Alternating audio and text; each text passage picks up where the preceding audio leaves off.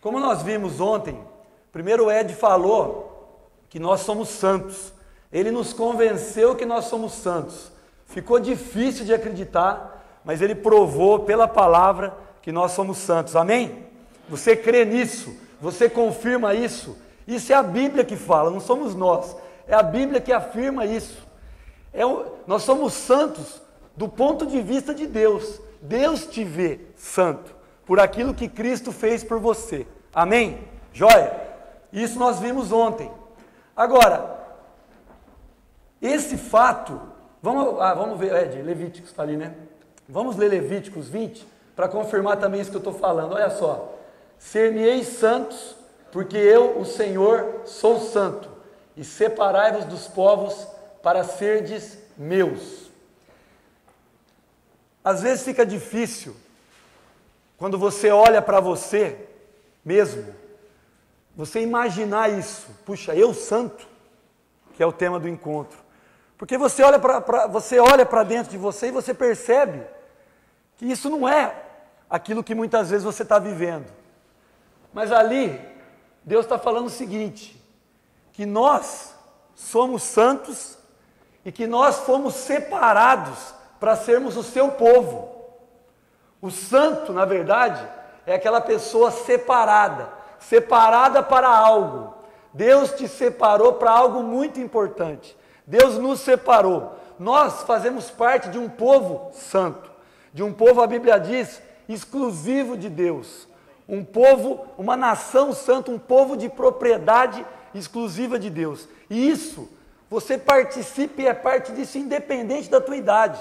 Não importa se você tem 15, se você tem 30, isso é responsabilidade de todos nós. Nós somos santos e fazemos parte desse povo. Amém? E isso aconteceu e você se tornou parte disso no dia que você recebeu Jesus, no dia que você abriu o seu coração, no dia que você recebeu e decidiu por aquilo que Ele havia feito por você. Você fez isso porque você quis. Eu fiz isso porque eu quis. No meu caso, eu fiz isso há muito tempo atrás, na idade que vocês estão hoje. E eu confesso que naqueles dias de acampamento, quando eu vi, eu fiquei tão maravilhado com os irmãos, com o amor, com a presença de Deus ali, que eu mergulhei de cabeça na piscina. Eu fui saber o que eu tinha feito um mês depois, mais ou menos. Através do Ed, que era meu líder, eu fui começar a entender o que eu tinha feito e as consequências daquilo que eu tinha feito. Mas graças a Deus, depois de 26 anos, em momento algum, eu me arrependi disso. E eu tenho certeza que vocês que estão aqui também sabem muito bem o que estão fazendo e o que já fizeram diante de Deus. Amém? Beleza. Olha, se somos povo santo, se somos separados por Deus, consequentemente, devemos também viver como tal, amém? 1 Pedro, olha lá, essa passagem já foi citada ontem, né?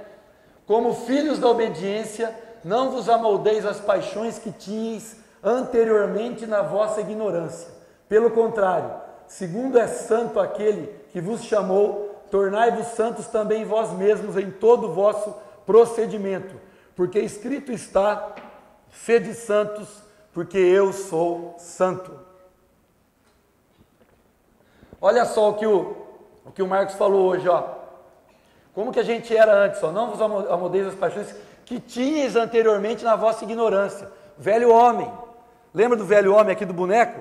Nós vivíamos na ignorância. Nós fazíamos aquilo porque não sabíamos o que estávamos fazendo. A nossa natureza velha nos conduzia e nos levava aquelas ações que eram naturais para a gente. Agora hoje, pelo contrário, ou seja, hoje você já é uma nova criatura, você já tem o Espírito de Deus, você nasceu de novo, você recebeu a natureza divina em você. O teu espírito que estava morto está vivo, foi vivificado, amém? E hoje você também pode se santificar e pode ser santo como o nosso Deus é santo, amém? Agora, gente, isso tudo é basicamente o que a gente já viu nas palavras de ontem e de hoje. Agora eu vou entrar mais naquilo que a gente vai tocar um pouquinho hoje. Beleza, eu sou santo, faço parte de um povo santo, um povo separado para viver segundo a vontade de Deus. Eu sei o que eu tenho que fazer, eu sei como eu tenho que viver, Eu tenho que viver igual, procurar imitar o meu pai, como foi falado aqui hoje. Eu tenho que procurar seguir aquilo que o meu pai está me ensinando, que o Senhor está me ensinando. Agora a questão é a seguinte: você consegue sempre fazer isso? Eu consigo sempre viver uma vida em santidade? Sim ou não? Pode falar, meu. Não, eu não consigo. Se você consegue, parabéns.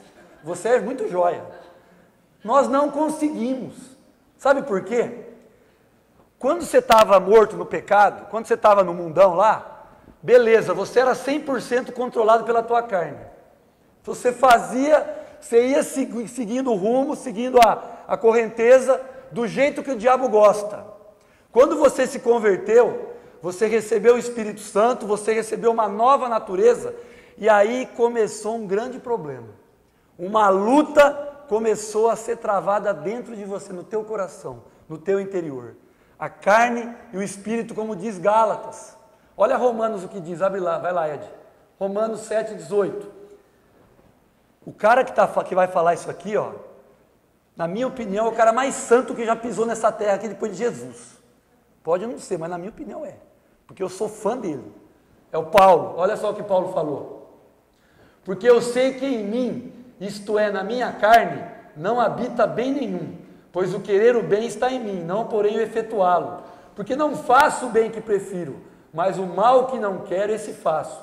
Mas se eu faço o que não quero, já não sou eu quem faz, e sim o pecado que habita em mim. O Paulo está falando o seguinte, ó, eu quero fazer o bem, mas quando eu vejo eu fiz o mal. Eu quero fazer o certo, mas quando eu vejo eu fiz o errado. Eu não consigo muitas vezes fazer aquilo que eu sei que eu tenho que fazer, porque existe algo em nós ainda, e esse algo que existe em nós, que se chama carne, carcaça, essa carcaça que você tem, enquanto a gente habitar esse corpo, e eu não sei quantos anos ainda nós vamos estar habitando esse corpo, nós vamos ter situações, necessidades, vontades, desejos, e essa carne, essa natureza humana, ela não se converte, ela não dá trégua, ela permanece, ela existe sempre em você. Por mais que você tenha o Espírito, por mais que você busque a Deus, por mais que você tenha comunhão, você não vai se livrar disso. Essa é a nossa batalha diária. Nós temos que matar um leão por dia, se a gente quiser continuar, se a gente quiser ser santo, se a gente quiser viver segundo a vontade de Deus. É ou não é verdade isso? E vocês, nessa fase que vocês estão, é muito forte isso. Isso é muito evidente. Agora, eu vou dizer uma coisa para vocês. Ai, que saudade desse tempo que vocês estão vivendo que eu tenho. Como é bom, como é linda essa fase. Como é linda a juventude. É o melhor momento que vocês têm para viver, gente. Mas isso vai ser o melhor, como também pode ser o pior. Porque se você perder essa batalha, se você desistir dela, se você se entregar para o teu inimigo, aí talvez essa seja a pior fase da tua vida. E eu louvo a Deus porque eu tive uma juventude maravilhosa. Dos meus 19, quando eu me converti, e a mocidade da época está representada aqui, ó, não parece, mas era nós. É nós. Olha os jovens aqui, ó, da nossa época. Como era bom a gente poder, desde jovens, começar a servir o Senhor. Desde jovens começar a entender os valores e as coisas que realmente valem a pena na vida. E vocês estão nessa fase joia. Continuem fazendo isso, continuem nessa batalha e não desistam. Você vai cair, você vai tropeçar, tem hora que você vai perder, mas levanta que maior é aquele que está em nós do que aquele que está no mundo. Amém? O Paulo já tinha esse problema. Nós continuamos a ter esse problema. Agora, somos santos, povo separado, povo santo, temos que viver em santidade, existe uma batalha, existe uma luta, e a pergunta é o seguinte, e aí, o que eu faço? E agora? Eu sei de tudo isso, eu vivo tudo isso, o que eu tenho que fazer diante dessa realidade que eu estou vivendo? E aí, gente, existe uma resposta, e essa resposta vai trazer algumas coisas que nós temos que fazer, que a gente vai ver rapidamente aqui. A resposta é a seguinte: o único jeito de eu viver uma vida em santidade é eu querer viver uma vida em santidade. Amém? O único jeito de eu ser santo é eu decidir que eu vou ser santo. Porque se é algo difícil, você acha que eu vou conseguir empurrando com a barriga? Eu vou conseguir de qualquer jeito? Todos os objetivos que você traça para a tua vida, que são difíceis, você tem que ralar, não é? Você tem que tomar atitude, você tem que tomar decisão, você tem que ir para cima. Você não consegue nada difícil de braços cruzados. A santidade é um desafio para nós. A santificação, esse processo diário, é um grande desafio. Eu acho que é o maior desafio que a gente pode ter na nossa vida. Tem que ser o nosso grande objetivo de vida. E eu não vou alcançar um grande objetivo simplesmente de qualquer jeito. Ah, se der eu vou, se der eu faço, se der eu consigo. Não. Decisão. Amém? E um cara que nos ensina isso é o Daniel, não é o Danielzinho, é o outro aqui, ó. Daniel capítulo 1, abre lá. É o Daniel da Bíblia. Daniel 1:8. Por que eu estou abrindo a Bíblia? Está lá. Gente, eu sou assim, eu tenho um pequeno problema com a tecnologia. Não sei se vocês perceberam, tá? É assim, muito difícil para mim. Ao mesmo tempo eu tenho um treco ligado aqui, um microfone, eu tenho que olhar lá. Só que eu sou do tempo e eu ainda prefiro usar a Bíblia, viu? O livro. Isso aqui ainda é bom, viu? Por mais tecnologia que exista. Olha só, o Daniel a gente conhece a história. O Nabucodonosor dominou ali Jerusalém, tá? Invadiu, dominou e levou cativo o povo judeu lá para a Babilônia.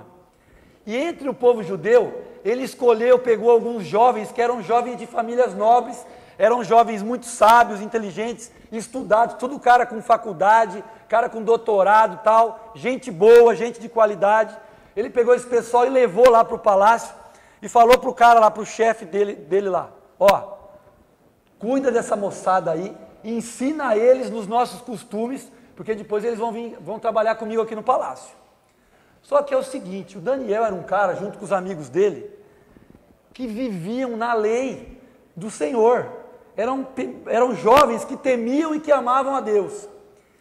E eles estavam numa situação difícil, porque eles estavam ali no meio de um povo pagão, que serviam a outros deuses e que tinham outros costumes. E entre as coisas que queriam que eles fizessem, era a questão da alimentação. Eles tinham que se alimentar de alimentos que eram sacrificados a deuses, alimentos que não faziam parte daquilo que a lei judaica permitia. E aí olha só o que o Daniel faz, ó. Resolveu Daniel firmemente não contaminar-se com as finas iguarias do rei, nem com o vinho que ele bebia. Então pediu ao chefe dos eunucos que lhe permitisse não contaminar-se. Resolveu Daniel, decidiu Daniel, firmemente. Ele não decidiu mais ou menos, ele não decidiu em dúvida, ele decidiu com convicção. Eu não quero isso para mim, eu não quero me sujar, eu não quero me contaminar. Gente, o lixo aí fora está violento, ele está sendo jogado em cima da gente. Você não tem que ir até ele, ele vem até você. Você não tem que fazer esforço nenhum para se envolver com o mundo, para se envolver com a sujeira e com o pecado. Agora, para se livrar dele, você tem que decidir firmemente. Você tem que resolver no teu coração que você não quer aquilo para você. Porque senão não tem jeito. Você vai se enrolar. É ou não é verdade? Beleza? Daniel decidiu. Ué, eu não marquei que hora que eu comecei. Não sei se vocês marcaram aí. Agora, essa decisão, ela não é simplesmente uma decisão intelectual. É aquela história, o cara está pesando 180 quilos, aí ele fala assim, eu decidi que vou emagrecer. Aí ele senta e fica lá meditando e fazendo pensamento positivo. Eu vou emagrecer, eu vou pesar 80 quilos daqui a um mês, em nome de Jesus, eu creio, tomo posse. É de Deus, como diz a irmã, né? A irmã do Patati. A irmã do Patati Patatá. Gente, não vai, de 180 vai para 220. Agora, a decisão de emagrecer, ela está diretamente relacionada com atitudes práticas, meu querido. Não tem jeito. Você vai ralar, você vai suar, você vai fechar a boquinha, vai ser duro, vai ser difícil, mas é o que vai dar o resultado, amém? Olha só, então em cima disso, atitudes práticas, consequência da decisão, e aqui a gente vai entrar em alguns pontos. Primeiro, conhecer nossas fraquezas e estabelecer limites para não pecar. Eu te pergunto, você conhece as suas fraquezas? Você sabe quais são as áreas da tua vida que você tem que tomar cuidado? Mais cuidado? Você sabe aquelas até onde você pode ir? Aquelas que você não pode chegar na beira do abismo? Aquelas que você tem que recuar? Aquelas que você tem que fugir? Será que você conhece isso? Será que você reconhece o teu inimigo? Porque, você não vai vencer se você não souber contra quem você está lutando.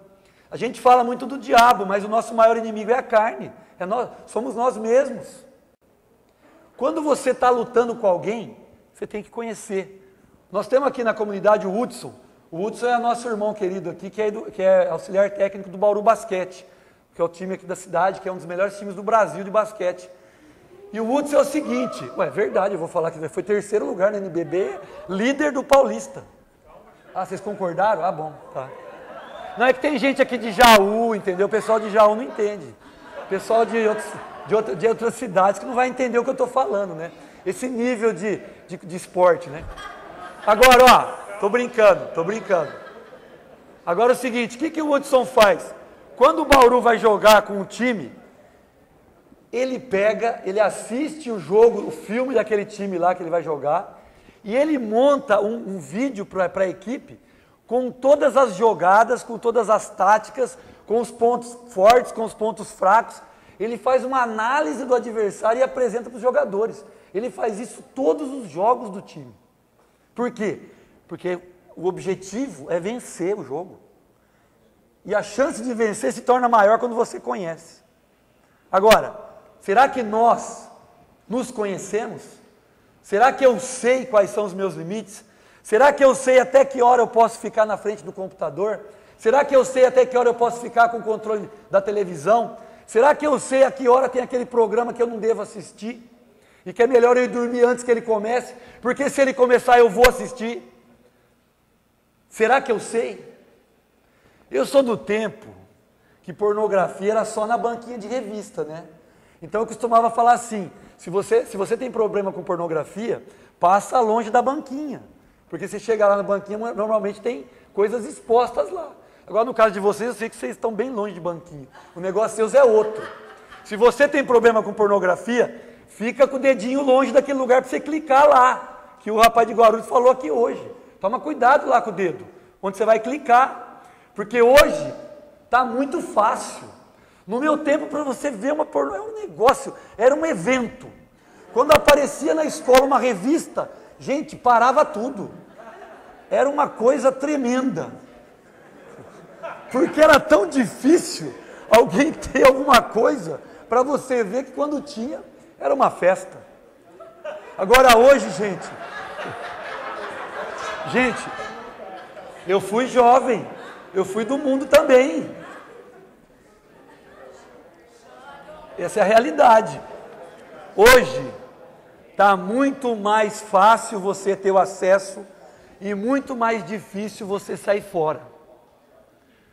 Então a primeira atitude diante da decisão, conhecer o seu limite, conhecer o seu adversário que é você mesmo e cair fora. Saber até onde você pode ir. E aí o texto, Tiago 1:13 a 15, é um texto que a gente vai acho que estudar também hoje. Ninguém ao ser tentado diga, sou tentado por Deus. Porque Deus não pode ser tentado pelo mal e Ele mesmo a ninguém tenta. Ao contrário, cada um é tentado pela sua própria cobiça, quando esta o atrai e seduz. Então a cobiça, depois de haver concebido, dá à luz o pecado, e o pecado, uma vez consumado, gera a morte. Olha só, cada um é tentado pela sua própria cobiça. Está aqui dentro. É você e eu. É a minha carne, é a minha vontade, é o meu desejo. Não fica botando culpa no diabo, tudo é o diabo, para com isso. Você faz o que você quer. O diabo ele te apresenta, ele não te obriga a fazer nada. Ele está na dele, ele está defendendo o peixe dele. Ele faz o servicinho dele malemar, até que ele faz bem feito o servicinho dele. Ele faz. Só que muitas vezes nós somos trouxas e entramos na conversinha dele. Mas a gente entra porque quer. Não vem com essa conversa, mas não teve jeito. A Bíblia fala que nós não somos tentados além da nossa força. Está em Coríntios isso aí. Deus não permite que você seja tentado além do que você pode suportar. E ali é a tua cobiça, essa cobiça você viu, você gostou, você desejou, você pensou e você fez. Olha lá, o atrai e seduz. E ela, após ser concebida, dá à luz o pecado, e o pecado consumado gera morte. É o processo do pecado. Olhei, pensei, desejei, fiz, morri, me estrumbiquei. É fácil de entender isso aí, tá? Então, beleza. Decisão, a decisão gera atitudes. Primeira, conhecer as fraquezas e estabelecer os limites. Segunda, guardar e proteger o nosso coração. Gente, a Bíblia fala muito sobre o coração. E quando a Bíblia fala sobre o coração, ela está querendo falar sobre você, sobre aquilo que está dentro de você, sobre as suas emoções, sobre os seus sentimentos, sobre o seu homem interior. O coração, na Bíblia, é aquilo que você é aquilo que está lá dentro, é aquilo que muitas vezes nem você conhece, é aquilo que Deus, somente Deus conhece totalmente. Nós mesmos, muitas vezes, não nos conhecemos totalmente.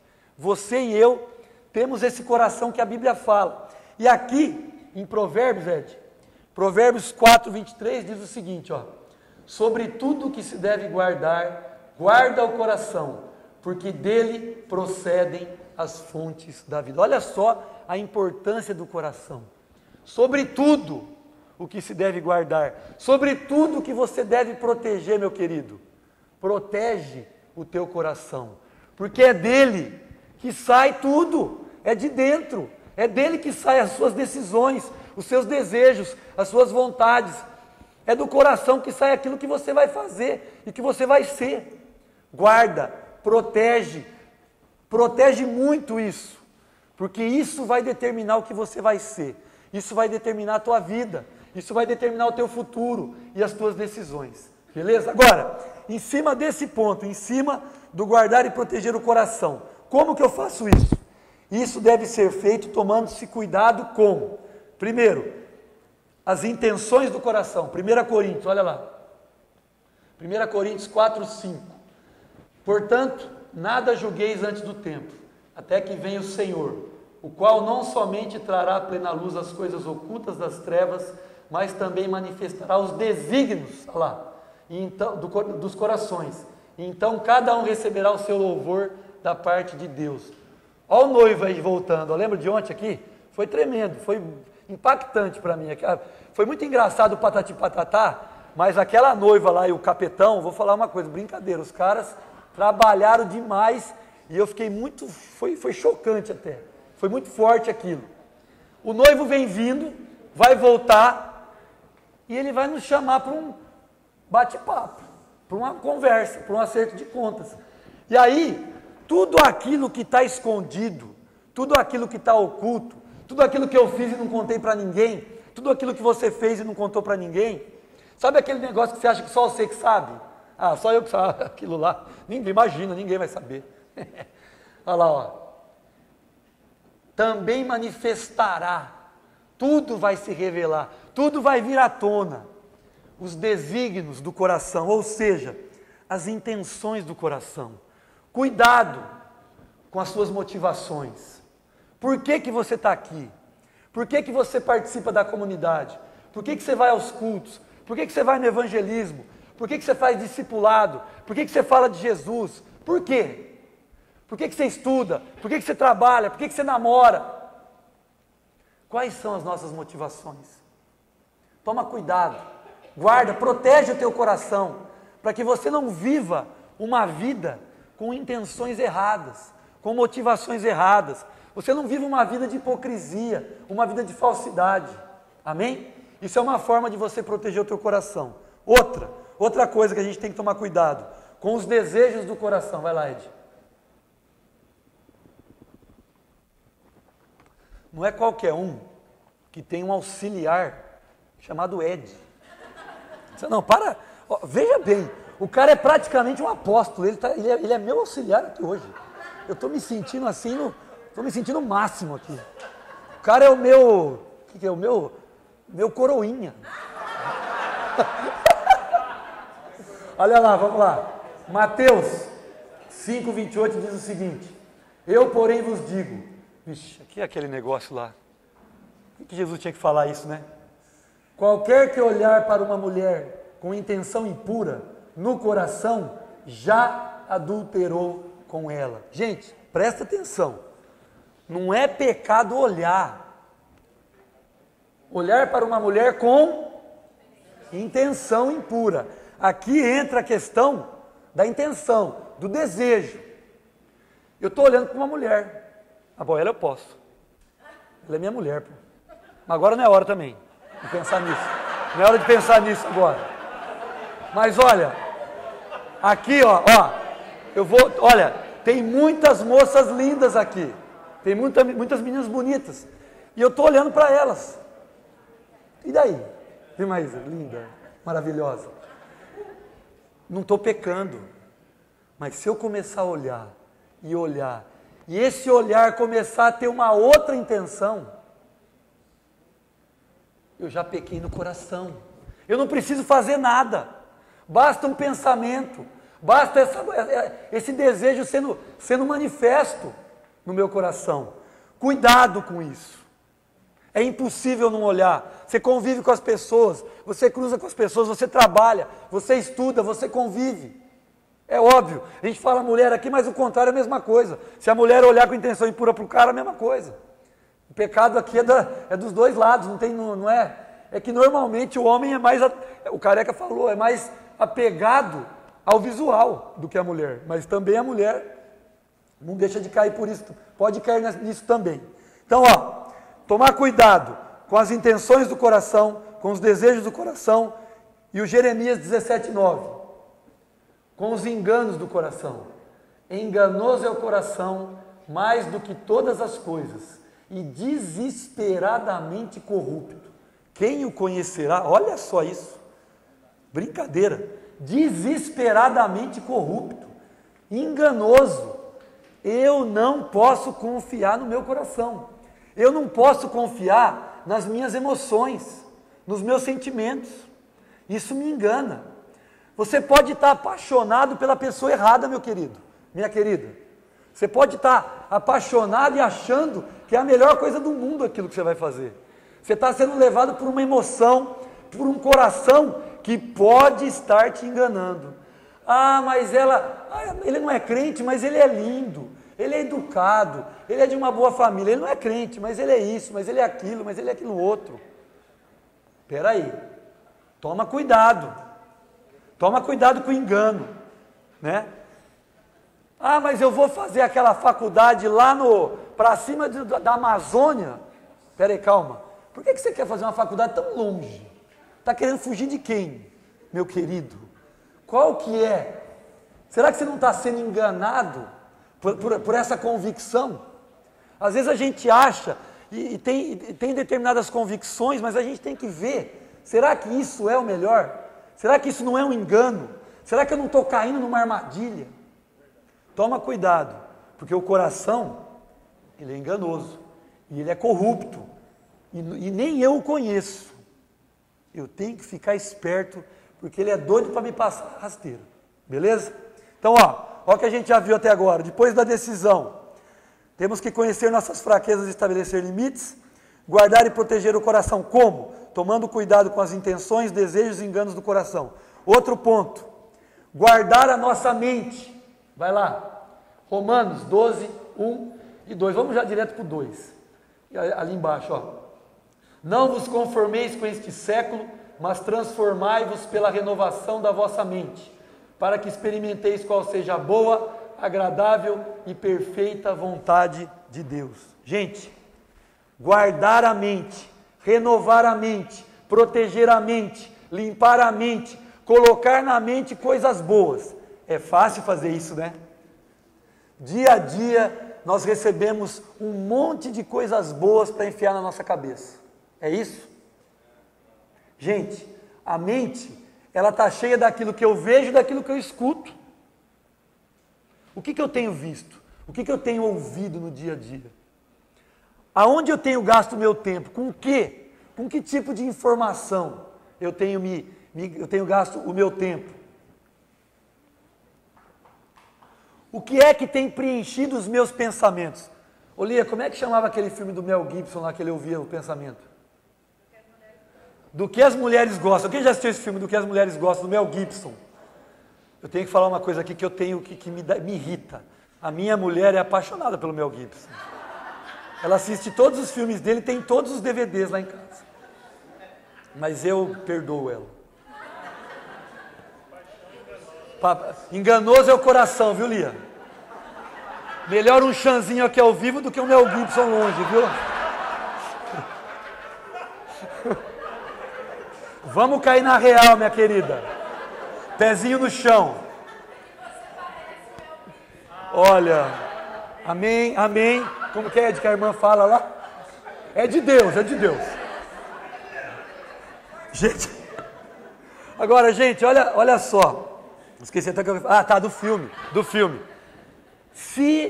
Imagina só, se os teus pensamentos pudessem ser audíveis. Como no filme que ele escutava o que as mulheres pensavam. Jesus amado, que desespero que ia ser. Você ia tentar catar os negócios. Por favor, para! A gente ri, mas é triste. Eu falo por mim. E às vezes eu não estou falando só de sexo, a gente pensa muito, a gente fala nesse tipo de, a gente só pensa que é sexo, não é? Às vezes eu estou pensando na escalação do Palmeiras. Puxa vida, mas o Valdívia não vai jogar de novo. Mas quem será que vai jogar no lugar? Eu fico pensando, deito na cama, tem jogo do Palmeiras amanhã, puxa, mas quem vai jogar no lugar do Valdívia, hein? Será que é o Mendieta que vai jogar? Gente, se isso fosse eu ia ficar com vergonha. Tem tanta coisa mais importante para pensar no mundo, né? Na humanidade, do que no Valdívia. Mas às vezes a gente pensa bobeiras. Por quê? Já foi falado no meu grupo hoje lá. A boca fala do que o coração está cheio, meu querido. Se tua mente está cheia de porcaria, você vai falar o que está lá, né? Guarda a mente, renova, põe coisa nova. Lê o Filipenses 4:8, lá que eu não tenho ele aqui, mas lê. Tudo que é bom, tudo que é perfeito, tudo que é amável, tudo que é de boa fama, se alguma virtude há, seja isso que ocupe o vosso pensamento. Amém? Estamos acabando, graças a Deus. Vamos lá, última coisa para guardar. Vai lá, Ed. Guardar nossos olhos. Tá tudo no que a gente já falou aqui. Guardar os nossos olhos. Gente, olha só o que o Jó... o Jó é um cara... Pensa num cara antigo. É o Jó. Eu nem sei quando que o Jó foi o negócio do Jó, mas é antigo. E no tempo do Jó, ele já tinha o mesmo problema que nós temos hoje, cara. Olha lá. Olha só o que o Jó fala, ó. Fiz aliança com meus olhos. Como, pois, os fixaria numa donzela? Fica falando do Jó que mulher para ele é donzela, né? Hoje em dia você já fala outra coisa, né? Hoje é, sei lá, qual que é o termo que usa hoje? Eu nem sei mais. Gazela. Ah, não é donzela, é gazela. Oh, meu Deus, tem misericórdia, viu? Ó, agora, gente, olha que interessante. Uma coisa legal. Fiz uma aliança. Fiz um pacto. Assumi um compromisso com os meus olhos. De eu não ficar fixo, né, olhando aquilo que eu não devo. Tem um irmão do grupo, inclusive os filhos dele estão aqui do nosso grupo discipulado, e é muito legal, acho que ele se baseou nisso aí, mas ele falou, o testemunho dele, é que ele fez uma aliança com os olhos dele. Ele fez um pacto com os olhos dele, porque ele tinha dificuldade nessa área. E ele decidiu que ele não olharia mais o que ele não tem que olhar.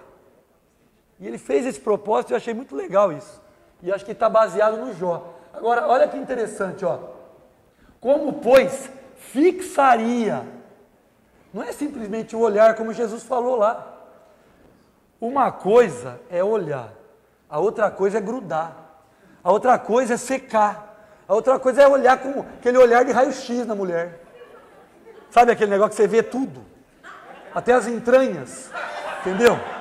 Esse que é o problema. Como, pois, os fixaria em uma donzela? Gente, olha só tudo que nós falamos aqui para terminar. Você é santo, você faz parte de um povo santo. Como parte desse povo, você tem que viver uma vida de santidade. Nem sempre nós conseguimos isso, é o que Paulo falou, porque uma luta passa a ser travada no nosso interior. E aí, o que eu faço? Eu tomo uma decisão, essa decisão... Ah não, peraí, eu tenho um exemplo legal disso aqui. Eu vou acabar, depois eu volto no fim. Legal, hein? Essa decisão implica em atitudes, e algumas atitudes. Conhecer a nossa fraqueza, guardar e proteger o coração protegendo das intenções, desejos e enganos do coração, guardar a mente, guardar os olhos.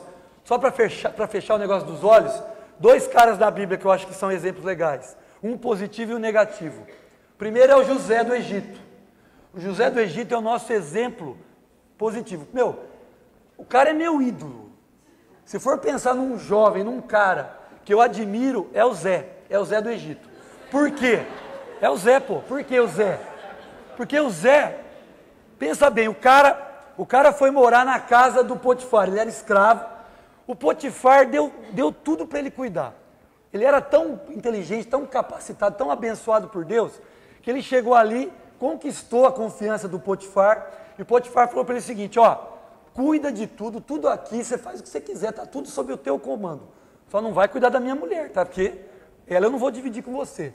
Beleza. O José, ele cuidava de tudo, ele fazia tudo, ele só não colocava o olho na mulher do Potifar. Mas tem um problema. O problema é que a mulher do Potifar colocava o olho nele, entendeu? Ela colocou o olho nele e ela quase que violentou o José. Na verdade, foi isso. Todo dia, ô Zé, vamos lá, Zé, deita comigo, Zé. E o Zé vazando, e o Zé falando, como que eu vou fazer isso se o meu Senhor confiou a mim tudo aquilo que ele tem e a única coisa que eu não tenho direito é sobre você, eu não posso fazer isso. Chegou um dia que ela agarrou ele. E diz a Bíblia que ele largou a roupa e fugiu. E aí tem o texto lá em, acho que é Coríntios, fugir da impureza. E o José é o cara que mais praticou essa verdade. Fugiu mesmo, nu com a mão no bolso, foi embora. Por quê? Você acha que o cara é doido? Se ele ficasse mais 1 minuto, ele tinha ido. Ele era de carne e osso que nem você e eu, meu querido. José, o cara que não colocou o olho onde ele não devia. Davi, segunda-feira, 3 horas da tarde. O Davizão lá na frente da TV, sessão da tarde. Lesse. Não, Lesse é muito antigo, não dá. Qual que é? Não, ô louco, Lagoa Azul, meu. Nossa. Ô Marina, como é que chama aquele filme que a menina fica mais velha lá, como que é aquele? De repente 30. Esse eu já assisti umas 8 vezes esse filme. A Marina umas 15. De repente, Davizão lá, 3 horas da tarde, segunda-feira. De repente 30. A Bíblia fala o seguinte: na época em que os reis saíam para a guerra, ou seja, era para o Davi estar trabalhando, gente. O trabalho do Davi era ir para a guerra com o seu exército, com os seus oficiais, era estar junto com eles. Só que aquele dia ele não foi. Ficou lá, televisão, belezinha, tomando um suco, segunda-feira, deitadão, porque a Bíblia fala que ele estava deitado. Levantou, foi para o quintal. E aí começou a olhar onde não devia. Começou a olhar para a casa do vizinho. Começou a bisoiar a casa do vizinho. Aí botou o olho em quem? Na mulher do vizinho. E o pior, o vizinho era amigo dele. O vizinho era um grande oficial do exército dele. E aí o Davi teve uma excelente ideia. Chamou lá os criados, vai lá e busca aquela mulher para mim. Busca, ele era o rei, ele tinha direito de ter as mulheres que ele quisesse, de fazer o que ele quiser, o rei. Quem que ia brigar, discutir com o rei?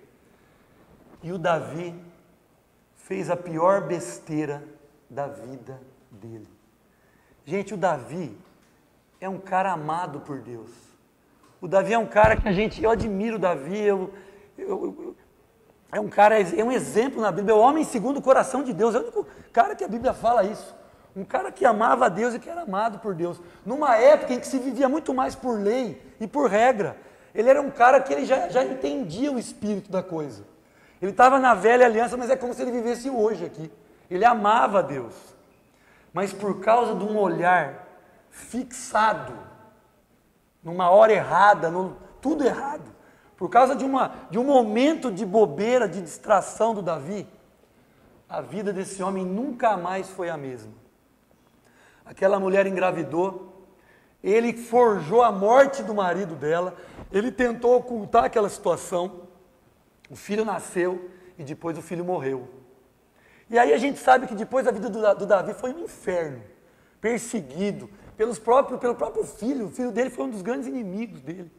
Não teve paz o Davi, fruto de um olhar errado, fruto de algo, às vezes bobo, mas que, olhando para Tiago, a cobiça deu lugar ali à vontade, ao pensamento, à decisão, o pecado e a morte.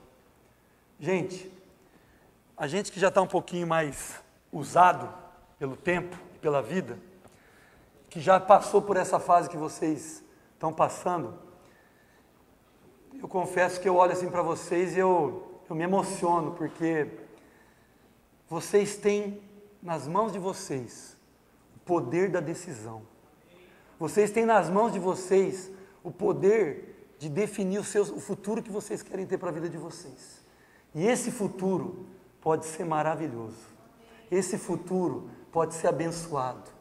Você pode ter uma família linda, você pode ter uma mulher maravilhosa, você pode ter lindos filhos, você pode ser bem-sucedido no teu trabalho, você pode ser um homem respeitado, uma mulher respeitada, um homem de Deus, um servo de Deus, alguém com uma vida que vale a pena ser vivida.